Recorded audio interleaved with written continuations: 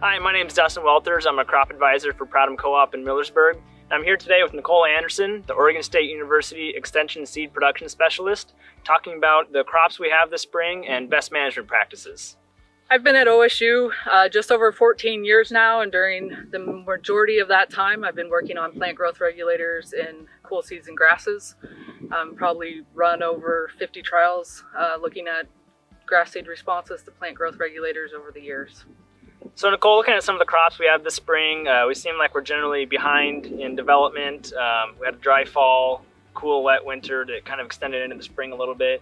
Where are we at right now as far as development and growing degree days? Yeah, good question, Dustin. I think it's no surprise to anybody that we are definitely running behind on heat unit accumulation this year. We're probably looking at 3 to 4 weeks behind on average. You can tell that most of our grasses are just now starting the stem elongation phases. They're just now trying to create some nodes. This would typically happen much earlier in April than what we're seeing this year. So we are definitely behind on heat unit accumulation, and expect that the crop is going to have quite a bit of making up to do in terms of reaching maturity between now and harvest. Okay, with that in mind, what would your recommendations be based on current crop conditions for best management practices going forward, especially regarding plant growth regulators?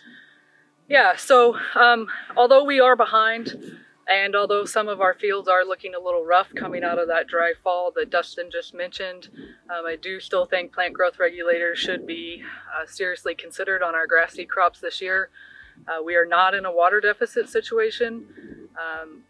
Even in extremely dry years, we often still see seed yield increases from the use of both trinexapac ethyl and prohexadione calcium. If anything, if we don't see those increases, we'll see a flat response, but it's very, very rare that we actually see a negative response. So even though we are behind, we still do have a seed crop to try to make. Realize prices are low and there are difficulties going on in terms of how the fields are looking. But I think it's important to think about economics and think about the seed yield increases that are possible from the tillers that are out there. I think plant growth regulators still have a really good fit in terms of trying to increase the crop yield potential that we do have this year. So Nicole, another common question we get is regarding rates and timings. With everything we just talked about, what would you recommend for rates and timings this year? Yeah, good question, Dustin, especially with the way some of the fields are looking and the economics in the grass seed markets right now.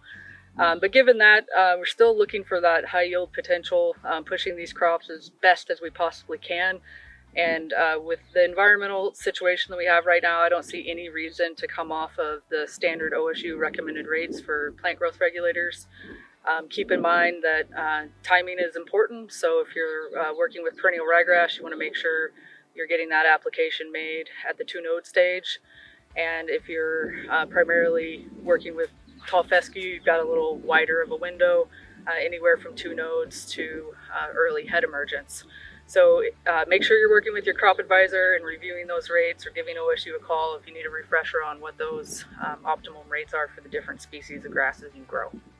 Well, we appreciate you being here today, Nicole. We appreciate your partnership and the research that OSU produces to help us keep at the top of the game and producing the best quality crops that we possibly can. Oh, and thanks to you, Dustin, and to Proutum for having me out here today, and I wish everybody the best of luck for the rest of the season.